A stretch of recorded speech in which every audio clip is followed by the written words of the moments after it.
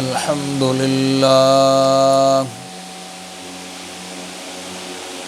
الحمد لله نحمده ونستعينه ونستغفره ونؤمن به ونتوكل عليه ونعوذ بالله من شرور أنفسنا ومن سيئات أعمالنا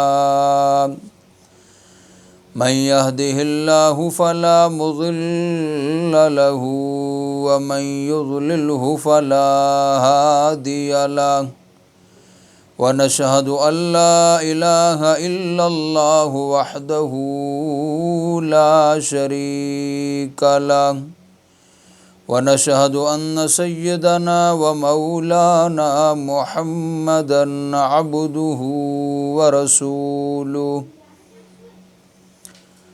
أما بعد فأعوذ بالله من الشيطان الرجيم بسم الله الرحمن الرحيم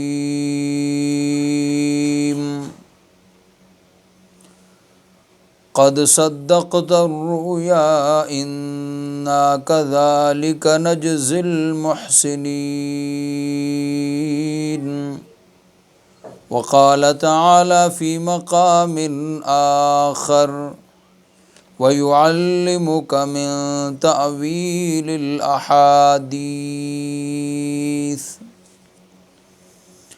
صدق الله مولانا العظيم وبلغنا رسوله النبي الأمي الكريم ونحن على ذلك لمن الشاهدين والشاكرين والمطمئنين إن الله وملائكته يصلون على النبي يا أيها الذين آمنوا صلوا عليه وسلموا تسليما اللهم صل على محمد وعلى آل محمد كما صليت على إبراهيم وعلى آل إبراهيم إنك حميد مجيد اللهم بارك على محمد وعلى آل محمد كما باركت على إبراهيم وعلى آل إبراهيم إنك حميد مجيد۔ اللہ تعالی ہمارا یہ بیٹھنا اپنی برگاہ میں قبول و منظور فرمائے، اور ہمارے اس آنے کو اور بیٹھنے کو ہمارے لیے اللہ تعالیٰ نجات کا ذریعہ فرمائے، اور ہم سب کی کامل اصلاح فرمائے۔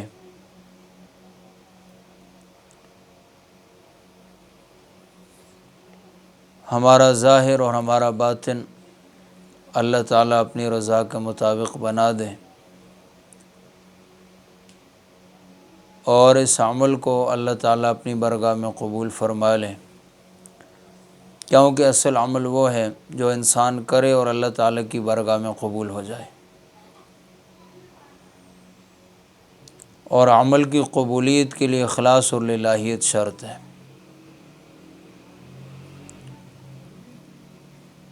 انسان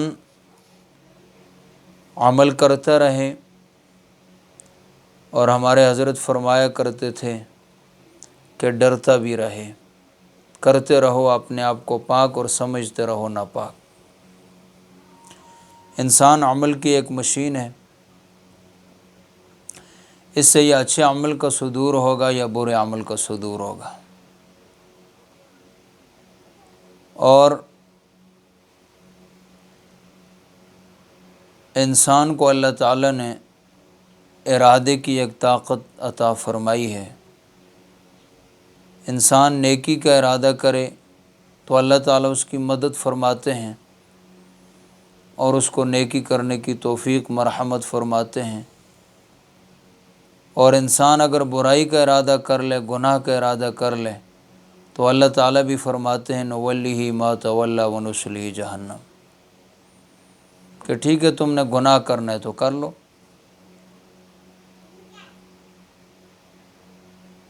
تو انسان کو یہ چاہیے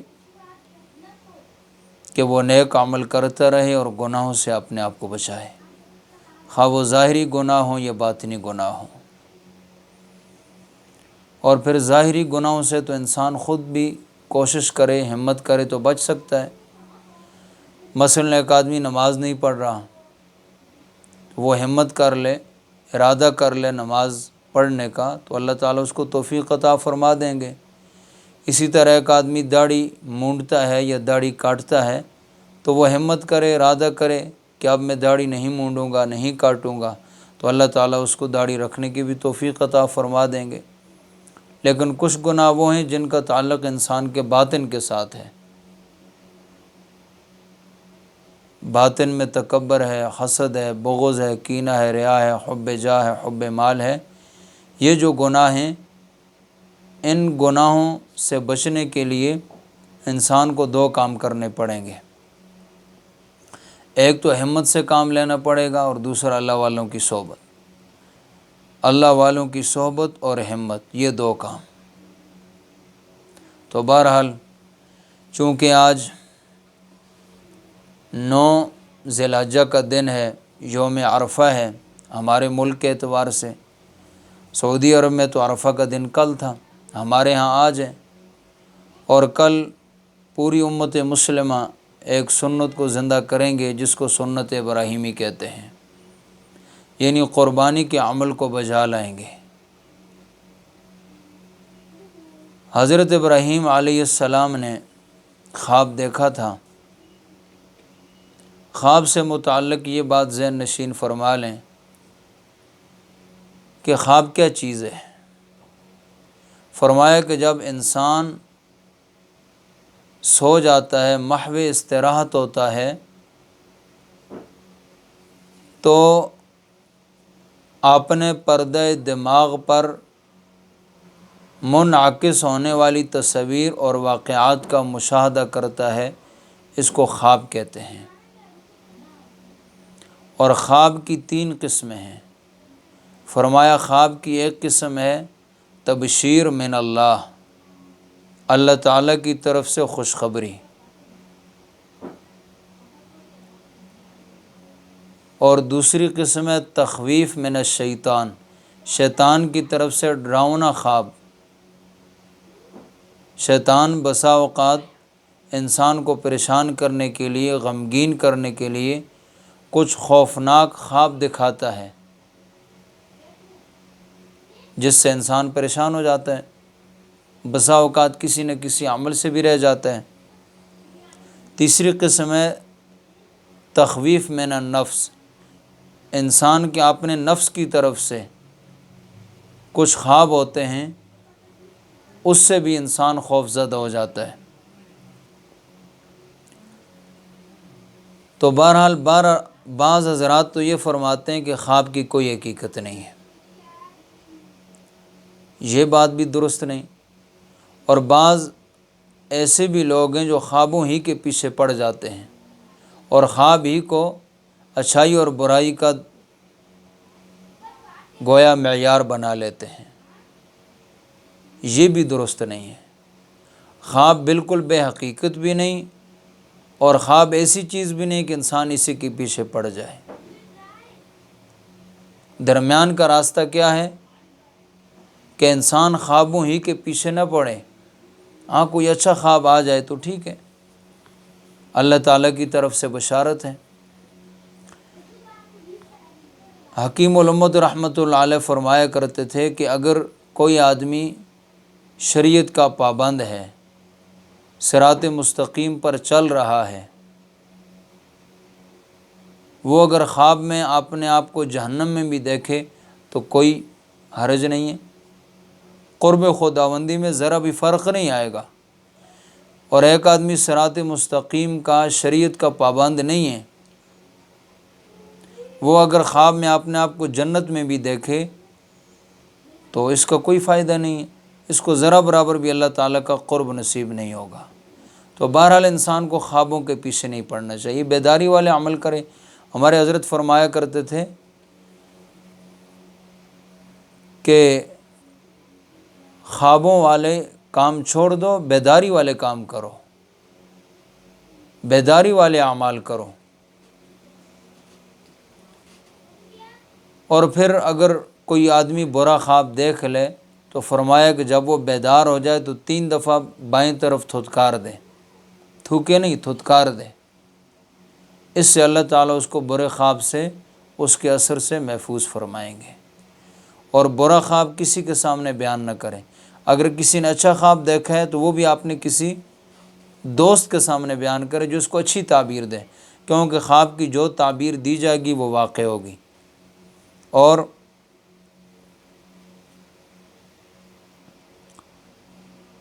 جب تک خواب کی تعبیر نہ دی جائے اس وقت تک خواب پرندے کی طرح ہوا میں معلق رہتا ہے، اس کی تعبیر واقع نہیں ہوتی، لیکن جب تعبیر دے دی جاتی ہے تو اس کا وقوع ہو جاتا ہے۔ قرآن پاک میں چند ایک خوابوں کا ذکر ہے، ان میں ایک خواب حضرت یوسف علیہ السلام کا ہے۔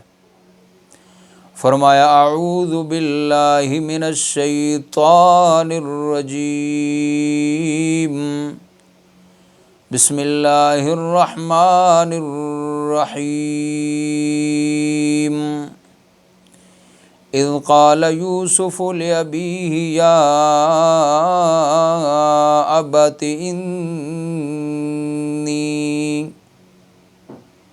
انی رأیت 11 کوكبا والشمس والقمر رأیتهم لی ساجدین۔ جب حضرت یوسف علیہ السلام نے اپنے باپ سے یہ خواب بیان کیا، یا ابت، اے میرے ابا جان، انی رأیت، بے شک میں نے دیکھا ہے، 11 کوكبا، 11 ستارے، والشمس والقمر، سورج کو بھی دیکھا، چاند کو بھی دیکھا، رأیتہم لی ساجدین، مجھے سجدہ کرتے ہیں۔ 11 ستارے، سورج اور چاند مجھے سجدہ کرتے ہیں۔ تو حضرت یعقوب علیہ السلام نے جب اس خواب کو سنا تو سمجھ گئے کہ میرے اس بیٹے کو اللہ تعالیٰ بہت بڑا مقام عطا فرمائیں گے۔ فرمایا یا بنی، اے میرے بیٹے، لا تقصص رؤیاک علی اخوتک، اپنے اس خواب کو بھائیوں کے سامنے بیان نہ کرنا، فَيَكِيدُوا لَكَ كَيْدًا، وہ تیرے لیے تدبیر سوچیں گے۔ ان الشیطان للانسان عدو مبین، بے شک شیطان انسان کا کھلا دشمن ہے۔ فرمایا بھائیوں کے سامنے یہ خواب بیان نہ کرنا۔ وہ پھر جب خواب کو سنیں گے تو سمجھ جائیں گے، اچھا ہم 11 بھائی یوسف علیہ السلام کے سامنے سجدہ ریز ہوں گے، سجدہ تعظیمی جو اس شریعت میں جائز تھا ہماری شریعت میں حرام ہے۔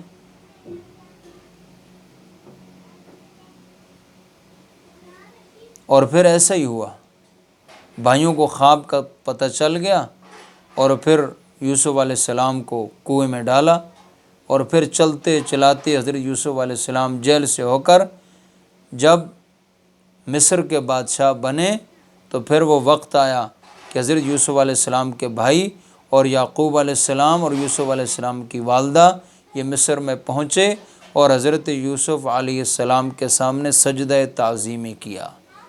یہ سجدہ تعظیمی اس شریعت میں جائز تھا، ہماری شریعت میں سجدہ تعظیمی بھی حرام ہے اور سجدہ عبادت بھی غیر اللہ کو حرام ہے۔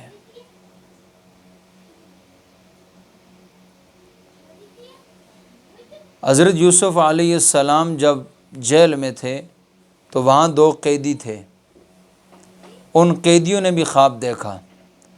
قرآن نے اس کا ذکر اس انداز میں کیا، فرمایا وَدَخَلَ مَعَهُ السِّجْنَ فَتَيَانِ، حضرت یوسف علیہ السلام کے ساتھ جیل میں 2 نوجوان بھی داخل ہوئے، وہ بھی وہاں قید تھے۔ قال احدهما انی ارانی اعصر خمرا، ان میں سے ایک نے کہا میں دیکھ رہا ہوں، میں نے خواب دیکھا ہے کہ میں شراب نچوڑتا ہوں۔ یہ 2 نوجوان، ایک ساقی تھا جو بادشاہ کو مشروب پلاتا تھا اور دوسرا باورچی تھا۔ اس ساقی نے خواب دیکھا کہ 3 انگور کے خوشے ہیں، میں ان کو نچوڑ کر بادشاہ کو پلا رہا ہوں۔ حضرت یوسف علیہ السلام نے فرمایا کہ اس کی تعبیر یہ ہے کہ 3 دن کے بعد تم رہا ہو جاؤ گے اور وہی خدمت کرو گے جو پہلے کیا کرتے تھے، بادشاہ کو پھر شراب پلاؤ گے۔ اب دوسرے باورچی نے جب سنا تو اس نے کہا یہ تو بڑی اچھی تعبیر ہے، میں بھی اپنا خواب بیان کروں۔ قرآن کہتے ہیں وقال الآخر انی ارانی احمل فوق راسی خبزا، دوسرے نے کہا میں نے دیکھا ہے کہ اپنے سر کے اوپر میں روٹیاں اٹھائے ہوئے پھر رہا ہوں۔ اس نے کہا 3 ٹوکرے روٹیوں کے میں نے سر پہ رکھے ہوئے ہیں اور پرندے ان سے کھا رہے ہیں۔ تاکل الطیر من، پرندے کھا رہے ہیں۔ نبینا بتاویلی، ہمیں اس کی تعبیر بتا دیجئے۔ حضرت یوسف علیہ السلام نے باورچی سے فرمایا 3 دن کے بعد تمہیں سولی پہ لٹکا دیا جائے گا اور تمہارا جو گوشت ہے پرندے نوچ کر کھائیں گے۔ چنانچہ پھر ایسا ہی ہوا۔ اسی طرح عزیز مصر نے بھی خواب دیکھا، اس نے دیکھا دریا کے کنارے پر کھڑا ہوں، 7 موٹی گائیں ہیں اور وہ چر رہی ہیں، اتنے میں 7 دبلی پتلی گائیں نکلی اور ان 7 موٹی گاؤں کو کھا گئیں۔ اسی طرح 7 خوشے دیکھے جو سبز ہیں اور 7 خوشے خشک ہیں، یہ 7 خشک خوشے سبز خوشوں کو کھا گئے۔ حضرت یوسف علیہ السلام نے اس کی بھی تعبیر بتائی۔ جب شاہ مصر نے یہ خواب دیکھا اور اپنے درباریوں سے بیان کیا، قرآن کہتے ہیں یا ایھا الملأ افتونی، اے درباریو مجھے بتاؤ، فی رؤیایا، میرے خواب کے بارے میں مجھے بتاؤ، ان کنتم للرؤیا تعبرون، اگر تم خوابوں کی تعبیر سمجھتے ہو تو مجھے میرے خواب کی تعبیر بتاؤ۔ جب درباریوں نے خواب سنا شاہ مصر کا تو کیا کہا؟ قالوا اضغاث احلام، یہ تو پراگندہ خیالات ہیں، وما نحن بتاویل الاحلام بعالمین، ہم ان پراگندہ خیالات کی تعبیر نہیں سمجھتے۔ تو پھر اس ساقی کو یاد آیا حضرت یوسف علیہ السلام کو، اس نے یاد کیا اور بادشاہ سے کہا بادشاہ مجھے جانے کی اجازت دے دو، میں اس کی تعبیر لا کے دیتا ہوں۔ وہ وہاں سے آیا جیل میں، حضرت یوسف علیہ السلام سے ملاقات کی اور کیا کہا؟ قرآن کہتا ہے یوسف ایھا الصدیق، اے سچے یوسف، افتنا فی 7 بقرات، ہمیں بتا دیجئے 7 موٹی گایوں کے بارے میں، یاکلہن 7 عجاف، ان کو کھا رہی ہیں 7 گائیں پتلی، و7 سنبلات خضر، 7 سبز خوشے، وَأُخَرَ یابسات، اور دوسرے 7 خشک خوشے، یہ خشک خوشے سبز خوشوں کو کھا گئے۔ تعبیر بتا دیجیے، لعلی ارجع الی الناس لعلہم یعلمون، تاکہ میں یہ تعبیر لے کر لوگوں کے پاس جاؤں اور وہ جان لیں، تعبیر کو بھی جان لیں اور پھر آپ کے مقام اور مرتبے کو بھی جان لیں۔ اور پھر ایسا ہی ہوا، حضرت یوسف علیہ السلام نے تعبیر بھی ارشاد فرمائی، ساتھ بچنے کا طریقہ بھی ارشاد فرمایا۔ فرمایا قال تزرعون 7 سنین دأبا، 7 سال تک تم کھیتی کرو گے، اور 7 سال کے بعد جو 7 سال ہوں گے وہ قحط کے ہوں گے، ان میں قحط آئے گا۔ اور تم نے کرنا کیا ہے، یہ جو 7 سال تم کھیتی کرو گے تو ہر سال جو فصل تم نے کاٹنی ہے، جتنا تم نے کھانا ہے اتنی کاٹ لو اور خوشوں سے نکال دو، اور جو بقیہ ہے اس کو خوشوں میں رہنے دو تاکہ خراب نہ ہو اور قحط کے سالوں میں کام آئے۔ پھر جب حضرت یوسف علیہ السلام کو عزیز مصر نے پیغام بھیجا اور پھر جیل سے نکلے تو پھر حضرت یوسف علیہ السلام ہی کو مقرر فرما دیا، اور پھر جب 7 سال قحط کے آئے تو ان کے پاس پورا انتظام موجود تھا۔ اللہ اکبر! حکمران اگر عقل مند ہو تو رعایا کو سکون اور چین ملتا ہے، اور اگر حکمرانی بے وقوف و احمق ہو تو رعایا کو کیا سکون اور چین دے گا۔ اسی طرح حضرت عمر بن عبدالعزیز رحمۃ اللہ علیہ ایک دفعہ تشریف فرما تھے، کنیز نے ان کے سامنے خواب بیان کیا اور کہا کہ امیر المومنین، میں نے خواب میں دیکھا حشر کا منظر ہے، قیامت قائم ہے، اور عبد الملک بن مروان کو پل صراط سے گزارا جا رہا ہے، اور میں نے دیکھا کہ وہ پل صراط سے نہیں گزر سکا بلکہ جہنم میں گر گیا، اور پھر میں نے دیکھا کہ ولید بن عبد الملک کو گزارا جا رہا ہے، وہ بھی نہیں گزر سکا اور جہنم میں گر گیا، اور پھر کہا کہ امیر المومنین میں نے آپ کو دیکھا۔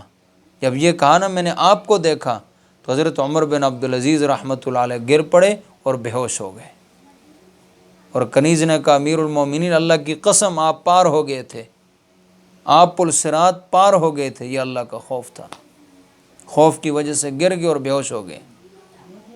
حضرت عبداللہ بن مبارک رحمۃ اللہ علیہ نے خواب دیکھا حج کے موقع پر، حج کے لیے تشریف لے گئے، حج سے فارغ ہوئے، خواب دیکھا ایک آدمی دائیں کھڑا ہے ایک بائیں کھڑا ہے، اور ایک دوسرے سے پوچھ رہا ہے کہ اس سال کتنے لوگوں نے حج کیا ہے، دوسرے نے جواب دیا کہ 6 لاکھ لوگوں نے حج کیا ہے، 6 لاکھ لوگوں نے حج کیا ہے۔ اور پھر اس پہلے نے دوسرے سے سوال کیا کتنے لوگوں کا حج قبول ہوا، کہا کہ کسی کا بھی قبول نہیں ہوا، کسی کا حج بھی قبول نہیں ہوا۔ اور پھر پہلے نے دوسرے سے کہا کہ علی بن موفق ایک آدمی ہے، اس نے حج تو نہیں کیا لیکن اس کی برکت سے اللہ تعالیٰ نے 6 لاکھ لوگوں کا حج قبول فرما لیا۔ حضرت عبداللہ بن مبارک رحمۃ اللہ علیہ خواب سے بیدار ہوئے اور علی بن موفق کے پاس چلے گئے، اس کو بند کر دو۔ علی بن موفق کے پاس گئے اور اس سے پوچھا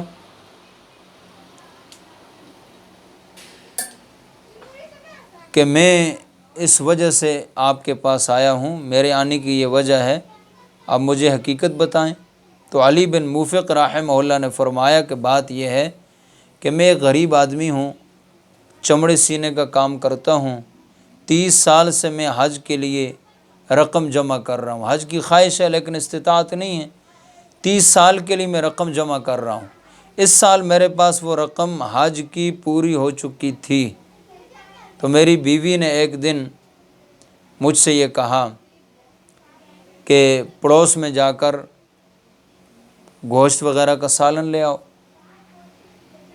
جب میں پڑوس میں گیا اور میں نے دستک دی، گوشت کا سالن مانگا، تو اس پڑوسن نے کہا کہ گوشت کا سالن تو پک رہا ہے لیکن آپ کے لیے گوشت حلال نہیں ہے۔ میں نے پوچھا کہ آخر کیا وجہ ہے کہ ہمارے لیے یہ حلال نہیں ہے؟ تو اس نے کہا کہ بات یہ ہے کہ 7 دن سے ہم بھوکے ہیں، فقر و فاقہ میں ہیں، اور آج ہماری حالت اضطراری ہو چکی تھی، موت کے قریب ہم پہنچ چکے تھے، تو یہ مردار کا گوشت میں کاٹ کر لائی ہوں اور وہ پکا رہی ہوں، لہٰذا ہمارے لیے تو حلال ہے لیکن آپ کے لیے حلال نہیں ہے۔ تو علی بن موفق گھر میں آئے اور جتنا انہوں نے سرمایہ حج کے لیے جمع کیا تھا، جتنی جمع پونجی تھی، وہ ساری کی ساری لا کر اس خاتون کو دے دی۔ یہ عمل اللہ تعالیٰ کو اتنا پسند آیا کہ اللہ تعالیٰ نے ان کو حج کیے بغیر حج بھی قبول فرما لیا، اور پھر ان کی برکت سے 6 لاکھ لوگوں کا حج اللہ تعالیٰ نے قبول فرما لیا۔ اتنا اونچا عمل ہے، غرباء، فقراء اور مساکین کی مدد کرنا، ان کی اعانت کرنا، ان کا چولہا جلا دینا، ان کی مدد کر دینا، ان کو لباس پہنا دینا، ان کو راشن دے دینا، یہ کوئی معمولی عمل نہیں ہے، اللہ تعالیٰ کے یہاں یہ بہت اونچا عمل ہے۔ امیر المومنین حضرت مہدی ایک دفعہ انہوں نے خواب دیکھا کہ چہرہ بالکل سیاہ ہے، تو درباریوں سے بیان کیا تو وہ اس کی تعبیر نہ بتا سکے، تو حضرت کرمانی رحمہ اللہ اس وقت ایک بزرگ تھے، انہوں نے فرمایا کہ امیر المومنین کے ہاں لڑکی تولد ہوگی، ایک بچی ان کے ہاں پیدا ہوگی۔ چنانچہ پھر ایسا ہی ہوا، ان کے ہاں ایک بچی پیدا ہوئی۔ وجہ کیا تھی کہ مشرکین مکہ کے ہاں جب کوئی بیٹی پیدا ہو جاتی تو وہ پریشان ہو جاتے تھے، رنگ ان کا فق ہو جاتا تھا، سیاہ ہو جاتا تھا، یسود وجوہہم وہو کظیم۔ قرآن پاک نے اس کی منظر کشی کی، فرمایا وَإِذَا بُشِّرَ أَحَدُهُم بِالْأُنثَىٰ ظَلَّ وَجْهُهُ مُسْوَدًّا وَهُوَ كَظِيمٌ۔ جب ان کو لڑکی کی خوشخبری دی جاتی ہے، ظَلَّ وَجْهُهُ مُسْوَدًّا، ان کے چہرے سیاہ ہو جاتے ہیں، وَهُوَ كَظِيمٌ، اللہ اکبر، غصے میں بھر جاتا ہے۔ تو جب ان درباریوں نے حضرت کرمانی رحمہ اللہ سے سوال کیا کہ یہ تعبیر آپ نے کیسے دے دی، فرمایا اس آیت سے میں نے استدلال کی ہے۔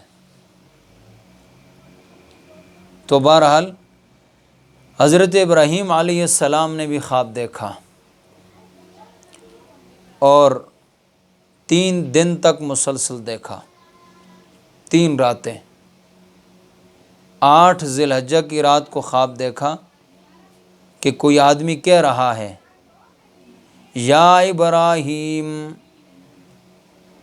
اے ابراہیم، ان اللہ یامرک، اللہ تعالیٰ آپ کو حکم دیتے ہیں، ان تذبح ابنک، آپ نے اس بیٹے کو ذبح کرو۔ حضرت ابراہیم علیہ السلام بیدار ہوئے، شک میں پڑ گئے، اور سارا دن ان کا اسی تردد میں گزرا، اسی لیے 8 ذی الحجہ کو یوم الترویہ کہا جاتا ہے۔ اور دوسری رات 9 ذی الحجہ کی رات کو بھی خواب دیکھا، اسی طرح کوئی آدمی کہہ رہا ہے کہ آپ نے اس بیٹے کو ذبح کرو، اللہ تعالیٰ کا حکم ہے۔ تو حضرت ابراہیم علیہ السلام سمجھ گئے کہ یہ اللہ تعالیٰ کا حکم ہے اور بیٹا مجھے ذبح کرنا پڑے گا، اللہ تعالیٰ کے حکم کی تعمیل کرنی ہے۔ اس لیے 9 ذی الحجہ کو یوم عرفہ کہتے ہیں، یوم عرفہ۔ اور تیسرے دن 10 ذی الحجہ کی رات کو خواب دیکھا تو حضرت ابراہیم علیہ السلام ذبح کرنے کے لیے، قربانی کرنے کے لیے تیار ہو گئے۔ اسی لیے 10 ذی الحجہ کو یوم النحر کہتے ہیں، قربانی کا دن۔ تو حضرت ابراہیم علیہ السلام حضرت حاجرہ علیہ السلام کے پاس آئے، فرمایا اسماعیل کو تیار کرو، مہمانی پر لے کر جانا ہے، قربانی کرنی ہے ہم نے۔ حضرت حاجرہ علیہ السلام نے حضرت اسماعیل علیہ السلام کو غسل دیا اور سر میں تیل لگایا، کنگھی کی خوشبو لگائی، تیار کر لیا، اور حضرت ابراہیم علیہ السلام نے رسی بھی لے لی، چھری بھی لے لی اور چل دیے۔ تو حضرت حاجرہ علیہ السلام کے پاس شیطان آیا۔ اس شیطان نے کہا حضرت حاجرہ علیہ السلام سے کہ آپ کو پتہ ہے کہ ابراہیم علیہ السلام آپ نے بیٹے کو اسماعیل علیہ السلام کو کہاں لے کے جا رہے ہیں؟ فرمایا مہمانی پر جا رہے ہیں۔ شیطان نے کہا نہیں، مہمانی نہیں ہے، بلکہ ذبح کرنے کے لیے لے کر جا رہے ہیں۔ فرمایا یہ کیسے ہو سکتا ہے کہ باپ اپنے بیٹے کو ذبح کرے؟ وہ تو اسماعیل علیہ السلام کے ساتھ بہت محبت فرماتے ہیں۔ شیطان نے کہا کہ نہیں، اللہ تعالیٰ کو ان کو حکم ہے۔ فرمایا اچھا، اگر اللہ کا حکم ہے تو 1 نہیں 1000 اسماعیل اس پر قربان ہیں، میں اس کے لیے تیار ہوں۔ یہاں سے شیطان مایوس ہو گیا اور پھر اسماعیل علیہ السلام کے پاس چلا گیا اور کہا تمہیں پتہ ہے تمہارے بابا تمہیں کہاں لے کے جا رہے ہیں؟ کہا مہمانی ہے، مہمانی پر جانا ہے۔ کہا مہمانی نہیں ہے، بلکہ تمہیں ذبح کرنے کے لیے لے کے جا رہے ہیں۔ تو حضرت اسماعیل علیہ السلام نے فرمایا کہ یہ کیسے ہو سکتا ہے؟ وہ میرے باپ ہیں، میرے والد ہیں، مجھے کیسے ذبح کر سکتے ہیں؟ شیطان نے کہا نہیں، وہ کہتے ہیں مجھے اللہ تعالیٰ کا حکم ہے۔ فرمایا اچھا، اگر اللہ کا حکم ہے تو میں اس کے لیے تیار ہوں۔ جب یہاں سے بھی مایوس ہو گیا تو پھر حضرت ابراہیم علیہ السلام کے پاس آ گیا۔ حضرت ابراہیم علیہ السلام سے کہا کہ بابا جی خیر تو ہے، یہ شیطانی خواب آپ کو نظر آ گئے اور آپ بیٹے کو ذبح کرنے کے لیے تیار ہو گئے؟ تو ابراہیم علیہ السلام نے فرمایا مردود لعین، مجھے لگتا ہے وہ تو ہے، وہ مردود تو ہے، جا دفع ہو جا، جو مجھے اللہ کا حکم ہے میں پورا کروں گا۔ حضرت ابراہیم علیہ السلام چلے گئے، مینا میں پہنچے، جمرہ کبریٰ کے پاس پھر شیطان آ گیا۔ ابراہیم علیہ السلام نے 7 کنکریاں اٹھا کر پھینکی۔ جمرہ وسطیٰ کے پاس پہنچے، پھر شیطان آ گیا، پھر کنکریاں پھینکی۔ جمرہ صغریٰ کے پاس آئے، پھر شیطان آ گیا، پھر 7 کنکریاں پھینکی۔ اللہ تعالیٰ نے یہ سنت قیامت تک حجاج کے لیے جاری فرما دی۔ اور پھر جب قربانی کرنے کے لیے تیار ہوئے تو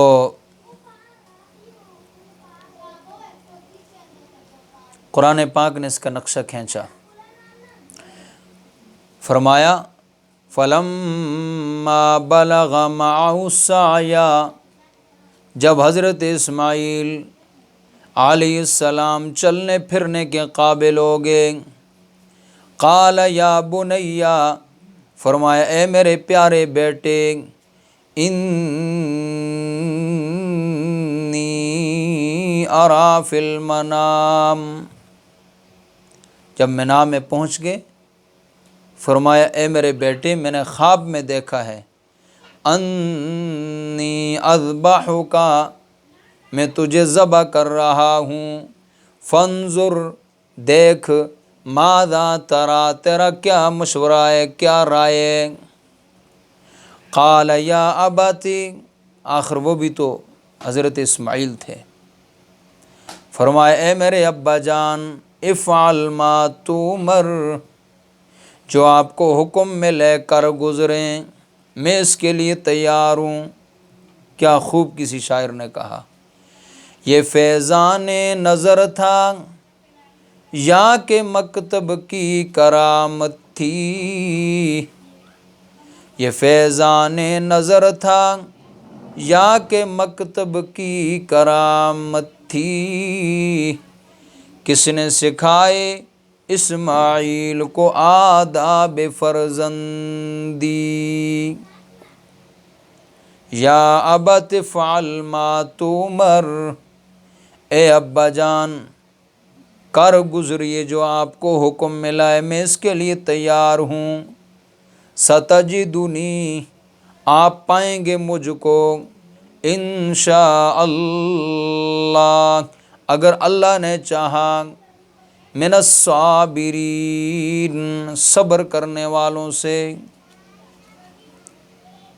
اور فرمایا ابا جان میری چند باتیں سن لیجئے۔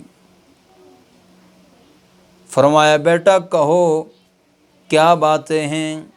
فرمایا ابا جان پہلی بات تو یہ ہے کہ جب آپ مجھے ذبح کریں تو میرے ہاتھوں کو اور میرے پاؤں کو خوب کس کر باندھ لینا تاکہ میں حرکت نہ کر سکوں، میرے اجر و ثواب میں کمی نہ آ جائے۔ اور فرمایا دوسری بات یہ کہ مجھے الٹا لٹا دینا، کہیں ایسا نہ ہو کہ میری اور آپ کی نگاہیں آپس میں مل جائیں، اور محبت پدری، شفقت پدری جوش میں آئے اور حکم الہی کے پورا کرنے میں تاخیر ہو جائے۔ اور فرمایا تیسرا کام یہ کرنا کہ اپنے کپڑوں کو میرے خون کے چھینٹوں سے بچانا، اگر میرے خون کے چھینٹے آپ کے کپڑوں پر لگ گئے تو میرے اجر و ثواب میں کمی آ جائے گی۔ اور فرمایا چوتھا کام یہ کرنا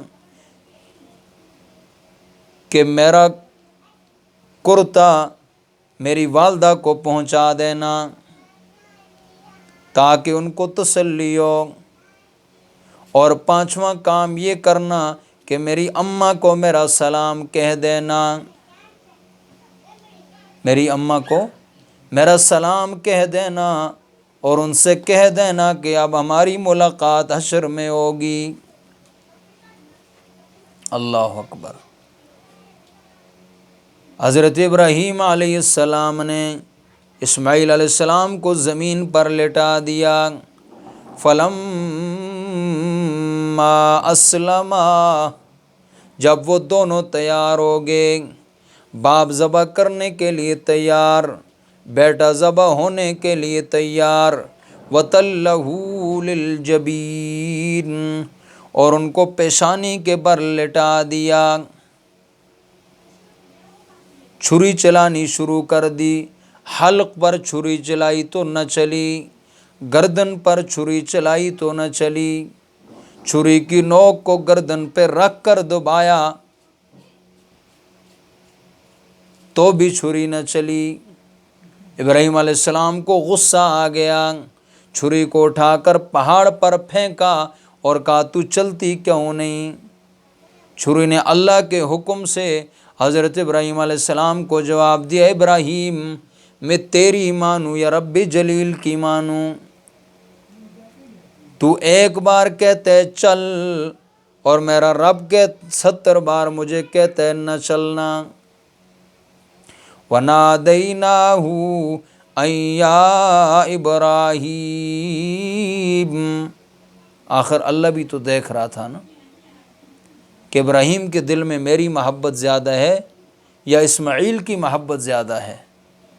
وَنَادَيْنَاهُ، ہم نے آواز دی، أَن يَا إِبْرَاهِيمُ، اے ابراہیم تو نے تو کمال کر دیا۔ اللہ اکبر۔ اس منظر کو چشم فلک نے دیکھا ہوگا، اس منظر کو آسمان اور زمین نے دیکھا ہوگا اور فرشتوں نے دیکھا ہوگا۔ اکلوتا بیٹا ہے، 90 سال کے بعد ملا ہے اور ابراہیم علیہ السلام اس کو ذبح کر رہے ہیں۔ قد صدقت الرؤیا، اے ابراہیم تو نے خواب بھی سچا کر دکھایا۔ انا کذالک نجزی المحسنین، اچھا تو نے خواب بھی سچا کر دکھایا، نیکی کا اتنا بڑا کام، تو ہم نیکی کرنے والوں کو بدلہ بھی دیا کرتے ہیں۔ اور بدلہ کیا دیا؟ انی جاعلک للناس اماما، میں نے آپ کو قیامت تک آنے والی انسانیت کے لیے پیشوا بنا دیا، مقتدا بنا دیا۔ ان ھذا لہو البلاء المبین، یہ تو بڑا سری امتحان ہے، بہت ہی عظیم امتحان ہے۔ اے ابراہیم، اس امتحان میں آپ نے 100 کے 100 نمبر لے لیے، اللہ اکبر، 100 کے 100 نمبر لے لیے۔ وَفَدَيْنَاهُ بِذِبْحٍ عَظِيمٍ، ہم نے ان کو فدیے میں ایک بڑی قربانی دے دی۔ کون سی قربانی؟ وہ دمبا جو حضرت حابیل علیہ السلام نے قربانی کیا تھا، اور اس وقت سے لے کر اب تک جنت میں چر رہا تھا۔